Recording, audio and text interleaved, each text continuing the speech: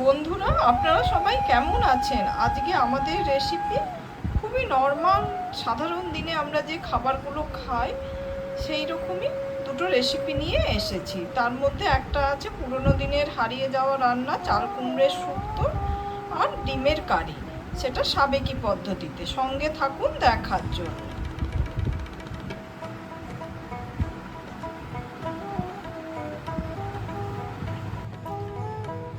আমি একটা চাল কুমড়ো নিয়েছি। আজকে এই চাল কুমড়ো দিয়ে চাল কুমড়ো শুক্তো বানাবো। চাল কুমড়োটাকে প্রথমে পরিষ্কার করে আমরা ধুয়ে নেব, তারপরে এটাকে কাটবো।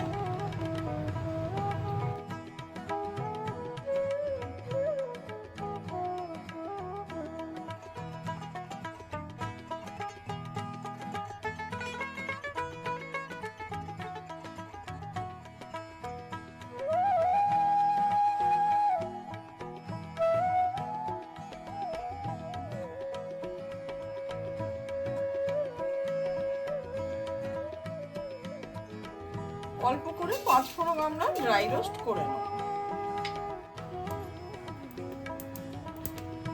একটা দেখুন চুর চুর করে আওয়াজ হচ্ছে, তখনই জানবেন যে 5 ফোড়নটা ড্রাই রোস্ট করছে। আর রংটাও পরিবর্তিত হয়ে যাবে, আর সেই সঙ্গে সুন্দর একটা গন্ধ ছাড়বে।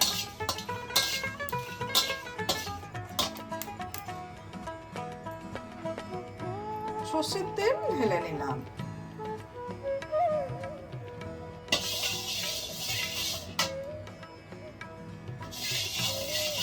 এদিকে সর্ষের তেলটা আমাদের গরম হয়ে গেছে। আমি প্রথমে বেশ কিছু বাড়িতে তৈরি বিউলির ডালের বড়ি ভেজে নিচ্ছি।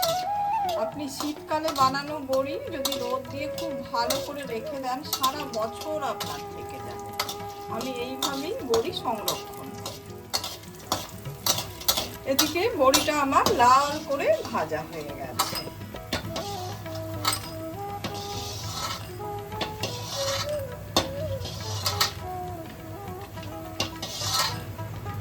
ওই তেলেই আমি এবার উচ্ছেগুলোকে ভেজে নিচ্ছি। এবার উচ্ছেগুলো দেখুন কালচে করে ভাজা হয়ে গেছে। এবার আমি তুলে নিচ্ছি। কতটা কমেও গেছে।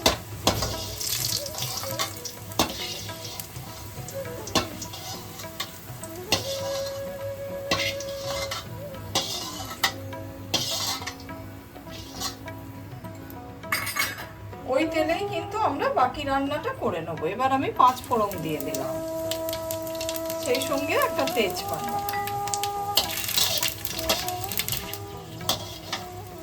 সেই সঙ্গে দুটো শুকনো লঙ্কা দিয়ে দিলাম।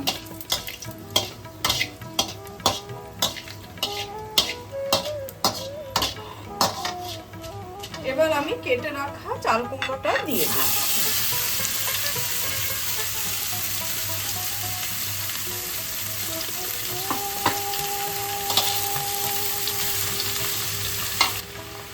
স্বাদ মতো নুন দিয়ে দিলাম।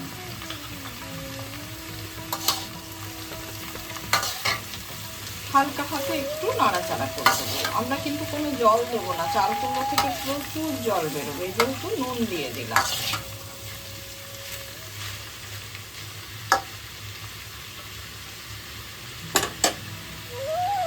এবার আমি ঢাকা দিয়ে দিচ্ছি। এদিকে চাল কুমড়োটা রান্না হতে হতে আমরা কিছুটা সর্ষে বেটে নেব। খুব বেশি সর্ষে দেওয়ার দরকার নেই, খুবই অল্প করে।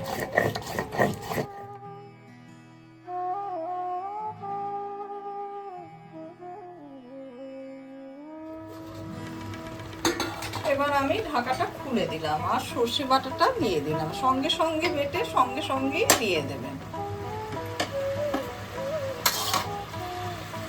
হালকা হাতে নাড়াচাড়া করে দেবেন। দেখুন এবার কিন্তু জল বেরোতে শুরু করে দিয়েছে।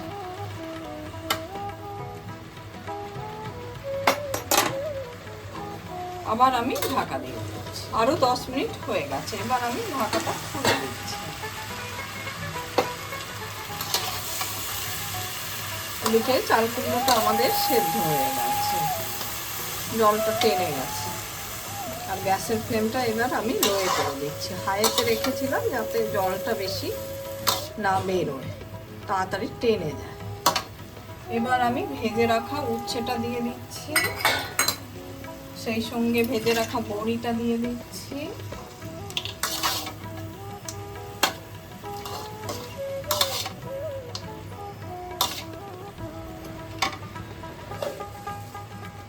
এবার আমি চিনি দিয়ে দিচ্ছি, চিনিটা স্বাদ মতো।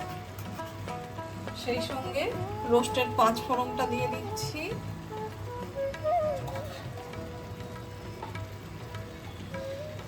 আর 1 চামচ ঘি দিয়ে দিলাম।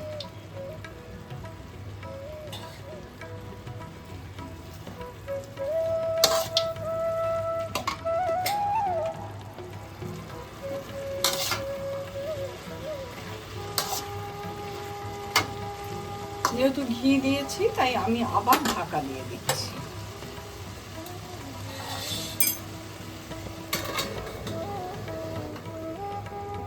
গ্যাসটা আমি অফ করে দিয়েছি আর এবার ঢাকাটা খুলে দিচ্ছি।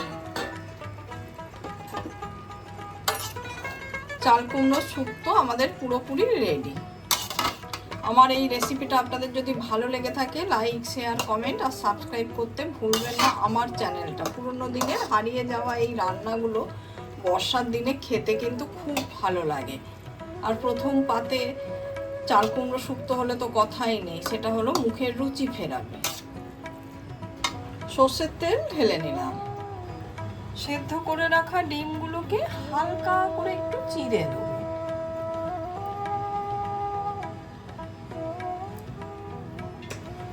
কড়াইতে অল্প করে হলুদ দিয়ে দিলাম, সেই সঙ্গে নুন দিয়ে দিলাম। নুন আর হলুদটা দিলাম এই জন্যে যাতে কড়াইতে ডিমটা ভাজার সময় জড়িয়ে না যায়। এবার আমি ডিমগুলো দিয়ে দিচ্ছি।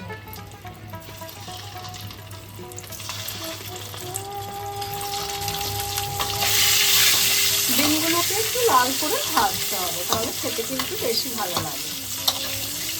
এদিকে ডিমগুলো আমার ভাজা হয়ে গেছে, এবার আমি তুলে নিচ্ছি। ওই ডিম ভাজা তেলেতেই কিন্তু বাকি রান্নাটা হবে। যেহেতু সাবেকি পদ্ধতিতে করছি তাই অল্প চিনি দিয়ে দিলাম।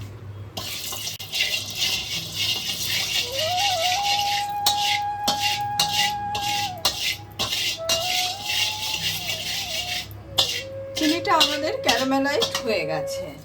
একটা তেজপাতা, শুকনো লঙ্কা, জিরে সহ হোল গরম মশলা দিয়ে দিলাম।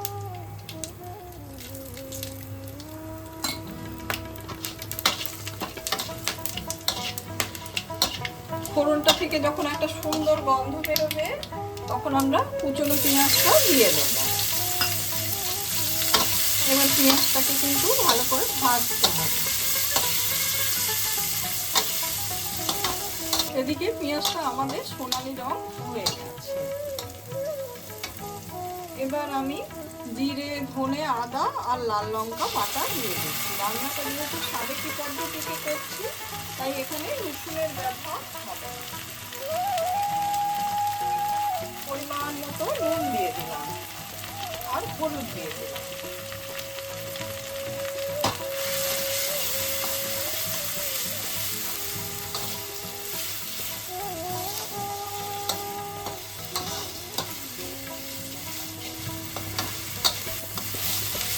এদিকে মশলাটা আমাদের খুব ভালোভাবে কষানো হয়ে গেছে। এবার আমি ভেজে রাখা ডিমগুলো দিয়ে দিচ্ছি, দিয়ে একটু কষিয়ে নেব। ওদিকে ডিমগুলো দিয়েও খুব ভালোভাবে কষানো হয়ে গেছে। এবার আমি মশলা বাটা ধোয়া জলটা দিয়ে দিলাম।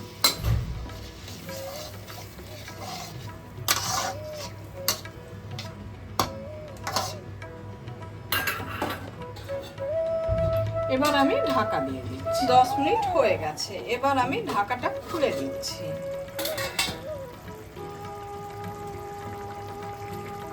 চেরা কিছু কাঁচা লঙ্কা দিয়ে দিলাম। আপনি যদি আরো শুকনো করতে চান তাহলে আরো শুকনো করতে পারেন। আমি যেহেতু ভাত দিয়ে খাবো তাই এই রকমই রাখলাম। এদিকে কিন্তু গ্রেভিটা আমার খুব ভালোভাবে ঘন হয়ে গেছে, কিন্তু অনেকে চান একদম কষা কষা করতে, সেক্ষেত্রে একদম শুকনো করে দেবেন।